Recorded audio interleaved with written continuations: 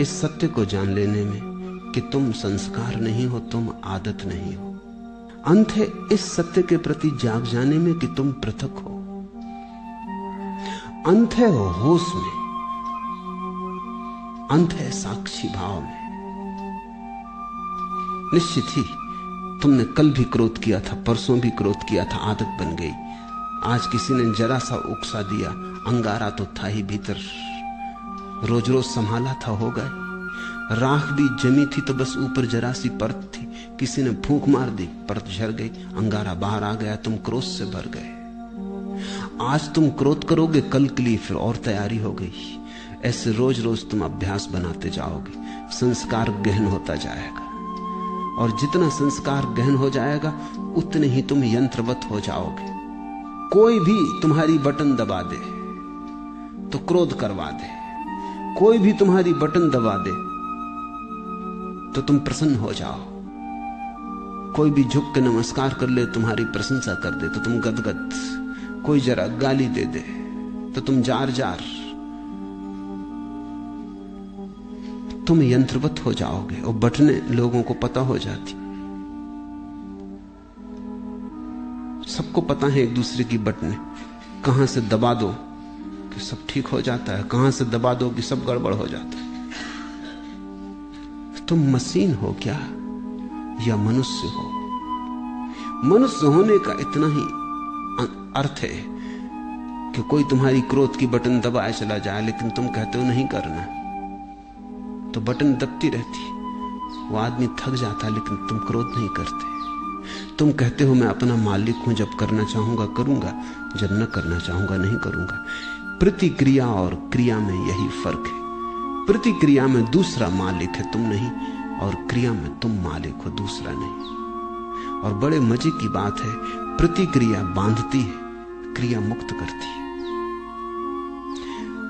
जो अपने कर्म का मालिक है उसके कर्म का कोई संस्कार नहीं बनता, और जो अपने कर्म का मालिक नहीं है, जो प्रतिकर्म करता है, रिएक्ट होता है सिर्फ, उस आदमी के जीवन में बंधन बनते चले जाते हैं, रोज रोज जाल मजबूत होता चला जाता है। आखिर में तुम पाते हो तुम तो बचे ही नहीं, आदतों का एक ढेर, मुर्दा ढेर, जिसमें से जीवन कभी का उड़ चुका। पक्षी तो जा चुका है जीवन का बहुत पहले, कटघरा छूट गया है, पिंजड़ा छूट गया है। जागो इसके पहले की देर हो जाए, और आदतों से मुक्त होना शुरू करो। मैं तुमसे ये नहीं कह रहा कि बुरी आदतों से मुक्त हो जाओ और भली आदतें बना लो। तुम्हारे महात्मागण तुमसे यही कह रहे हैं, वो तुमसे कहते हैं बुरी आदतें छोड़ो, अच्छी बनाओ। मैं तुमसे कहता हूं आदत छोड़ो। बुरी और अच्छी आदत से कोई फर्क नहीं पड़ता। लोहे का हो पिंजड़ा की सोने का क्या फर्क पड़ता है? एक आदमी को सिगरेट पीने की आदत है, सारी दुनिया बुरी कहती। दूसरे को माला फेरने की आदत है, सारी दुनिया अच्छा कहती। जो सिगरेट पीता है वो अगर न पिए तो मुसीबत मालूम होती, जो माला फेरता है अगर न फेरने दो तो मुसीबत मालूम होती। दोनों गुलाम हैं। एक को उठते से सिगरेट चाहिए, दूसरे को उठते से माला चाहिए। माला वाले को माला न मिले तो माला की तलफ लगती, सिगरेट वाले को सिगरेट न मिले तो सिगरेट की तलफ लगती। ऐसे बुनियाद में बहुत फासला नहीं है। सिगरेट भी एक तरह का माला फेरना है। धुआं भीतर ले गए बाहर ले गए, भीतर ले गए बाहर ले, मन के फिरा रहे हैं बाहर भीतर। धुएं की माला है, जरा सूक्ष्म। कोई अपना कंकर पत्थर की फेर रहा है, जरा स्थूल है। असली सवाल आदत से मुक्त होने का है। मैं ये नहीं कह रहा हूं कि माला मत फेरो, मैं ये भी नहीं कह रहा हूं कि सिगरेट पियो। मैं ये कह रहा हूं कि तुम मालिक रहो। कोई आदत ऐसी ना हो जाए कि मालिक बन जाए। कोई आदत, मंदिर जाने की आदत भी मालिक ना हो जाए, ध्यान करने की आदत भी मालिक ना हो जाए। मालिक तुम ही रहो। मालकियत बचा के आदत का उपयोग कर लेना, यही साधना है। मालकियत खो दी, और आदत सवार हो गई तो तुम यंत्रवत हो गए, तब तुम्हारा जीवन मूर्छित है। ऐसे लोग हैं जो मेरे पास आके कहते हैं कि अगर पूजा ना करें रोज तो बेचैनी लगती। वो सोचते हैं कि बड़ी धार्मिक घटना घट गई उनके जीवन। मैं उनसे पूछता हूं पूजा करने से कुछ आनंद मिलता? वो कहते हैं आनंद तो कुछ नहीं मिलता, लेकिन ना करें तो बेचैनी लगती। यही तो सिगरेट पीने वाला कहता है। वो कहता है कि उससे पूछो कुछ आनंद मिलता? वो कहता है आनंद क्या रखा है, आनंद तो कुछ नहीं मिलता, कभी कभी खांसी जरूर आती, आनंद तो कुछ भी नहीं मिलता। लेकिन ना पियो तो बेचैनी मालूम होती। इसे तुम थोड़ा सोचो।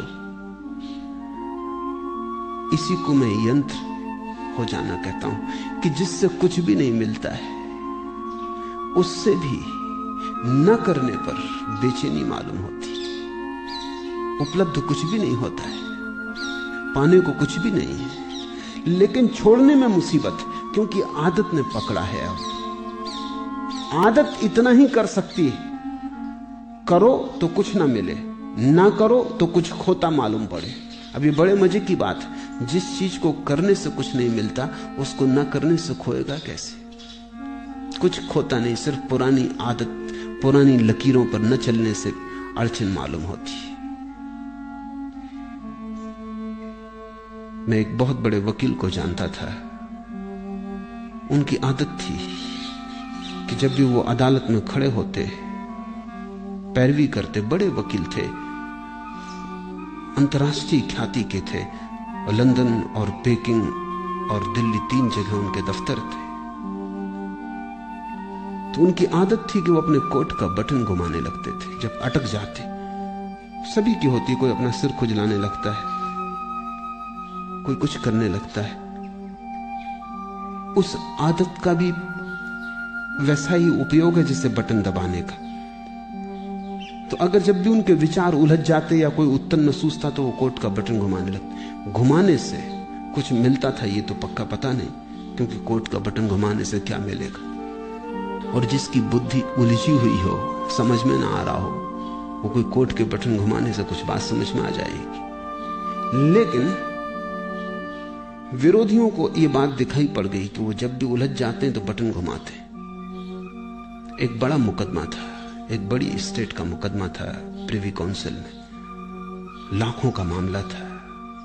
तो विरोधी वकील ने उनके सोफर को मिला लिया, कुछ पैसे दिए और कहा कि तू इतना करना, उनके कोट के ऊपर का बटन तोड़ देना। तो वो जब अदालत में अपना कोट लेके हाथ में रख के आए तो वो बटन नदारद था। तो उस वक्त उन्होंने देखा भी नहीं, कोट डाल लिया। जब वो पैरवी करने लगे और वक्त आया, हाथ कोट के बटन पर गया, बस सब गड़बड़ हो गया। जैसे मस्तिष्क ने सांस छोड़ दिया, कुछ सूझबूझ ही ना रही, चक्कर सा मालूम हुआ, बैठ गए। पहला मुकदमा हारे वो मुझसे कहते थे कि उस बटन से मुझे मिला तो कभी कुछ नहीं, लेकिन गंवाया मैंने बहुत। उस बटन के घुमाने से कुछ मुझे सूझबूझ आती थी ऐसा भी नहीं था, लेकिन बटन न पाके बस मैं समझ ही ना पाया कि अब क्या करूं। हाथ से जैसे कोई हथियार छूट गया। भरोसा किए बैठे थे और वक्त पर जिस पे भरोसा था वो दगा दे गया।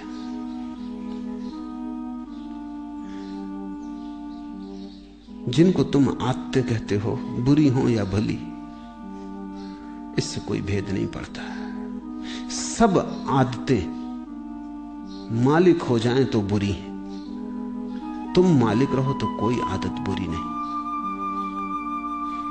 गुलामी बुरी है, मालकियत भली है। मेरी परिभाषा यही है। संस्कार बन रहे हैं प्रतिपल, आदतें निर्मित हो रही हैं। तुम जरा दूर खड़े रहो, तुम अपनी मालकियत मत खो। निश्चित जीवन में आदतों की जरूरत है। अगर आदतें न हो तो जीवन बहुत कठिन हो जाए। आदतें जीवन को सुगम बनाती। तुम टाइपिंग सीखते हो या कार चलाना सीखते हो, अगर आदत न बने और रोज रोज फिर वहीं खड़े हो जाओ जहां पहले दिन खड़े हुए थे, फिर देखने लगो कि अब टाइप करने का फिर मौका आया, फिर सीखो, या कार चलाने का फिर नौबत आ गई, अब फिर से सीखो, तो जिंदगी बहुत असंभव हो जाए। तुम कार चलाना एक बार सीख लेते हो, आदत बन गई, फिर हाथ ही काम किए चले जाते हैं, फिर तुम्हें ध्यान भी देने की जरूरत नहीं होती। ठीक ठीक ड्राइवर गीत भी गुनगुना लेता है, बात भी कर लेता है, रेडियो भी सुन लेता है, और कुछ तो ड्राइवर ऐसे हैं कि झपकी भी ले लेते और गाड़ी चलती रहती। जीवन में आदत की जरूरत है, बस ध्यान इतना ही रखना जरूरी है कि आदत मालिक ना हो जाए। मालिक तुम बने रहो तो संसार में कुछ भी बुरा नहीं, स्वामित्व तुम्हारा हो तो संसार में सभी कुछ अच्छा है। स्वामित्व खो जाए, तुम गुलाम हो जाओ, तो वो गुलामी चाहे कितनी ही कीमती हो खतरनाक है। हीरे जवाहरात लगे हों सींचों पर, जंजीरों पर, तो भी उनको आभूषण मत समझ लेना, वो खतरनाक है, वो महंगा सौदा है। अपने को गंवा के इस जगत में कमाने जैसा कुछ भी नहीं। हाँ, अपने को बचा के जितना खेल खेलना हो खेल ले सकते हो। जब परमात्मा ही लीला कर रहा है तो तुम क्यों परेशान हो? लेकिन परमात्मा मालिक है, और जब तुम भी अपनी आत्माओं और संस्कारों के मालिक हो जाओगे तो तुम भी अपने छोटे से संसार में परमात्मा हो जाते हो। बुद्ध ने इसी को होश कहा है कि सब करना लेकिन होश पूर्वक करना। कदम भी उठाना तो होश पूर्वक उठाना, उठना बैठना लेटना होश पूर्वक। कोई भी चीज बेहोशी में मत करना। अगर तुम होश को साधते रहो तो आदत तो बनती रहेगी, आदत का तुम उपयोग करते रहोगे, लेकिन आदत के पीछे होश की धारा भी बह रही है। चैतन्य का दिया भी जल रहा है, वो भी निर्मित हो रहा है, उसकी भी सघनता बढ़ रही, उसका भी प्रकाश गहन होता जा रहा है। जीवन में सिर्फ आदतें ही आदतें रह जाएं तो आत्मा खो जाती है। आदतों के पीछे तुम भी रहो अलग पृथक, और इतनी तुम में मालकियत हो कि किसी आदत को अगर तुम छोड़ना चाहो तो इसी क्षण छोड़ दो, लौट के दोबारा सोचने की जरूरत भी ना पड़े। मैंने सुना है कि जब पहली दफा उत्तर ध्रुव पर यात्री पहुंचे तो वो एक बड़ी मुसीबत में पड़े। 3 महीने का भोजन था, वो चुक गया, और कोई 15-20 दिन उन्हें भूखे उपवास में गुजारने पड़े। कभी मछली पकड़ लेते तो ठीक, कभी ना पकड़ पाते तो मुश्किल। जहाज उलझ गया, बर्फ में फंस गया। लेकिन उन यात्रियों का जो कैप्टन था, उसको सबसे ज्यादा जो मुसीबत आई वो भोजन की नहीं थी। लोग बिना भोजन के रहने को तैयार थे, यात्रियों का दल। सिगरेट की सबसे ज्यादा मुसीबत खड़ी हुई। सिगरेट खत्म हो गई तो लोगों ने जहाज की रस्सियां काट काट के पीना शुरू कर दी। कैप्टन घबराया, उसने कहा अगर 20 दिन ये सिलसिला रहा तो फिर हम कभी वापस ना पहुंच पाएंगे। तुम रस्सियां ही काटे डाल रहे तो ये जहाज आगे कैसे बढ़ेगा, ये पाल गिर जाएंगे। मगर लोग इतने दीवाने सिगरेट पीने के लिए कि कैप्टन करे भी क्या। एक आदमी, बाकी सब सिगरेट पीने वाले, उनका करो भी क्या। वो रात को चोरी से काट लें, इधर उधर से काट लें।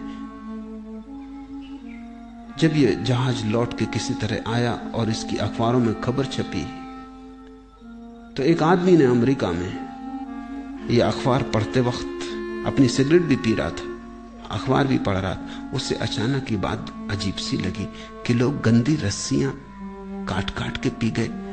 वो भी चेन स्मोकर था। उसने सोचा, हाथ में सिगरेट थी, उसने सोचा कि क्या यही गति मेरी होती है अगर मैं भी उनके साथ होता, क्या मैं भी रस्सियां काट के पी जाता।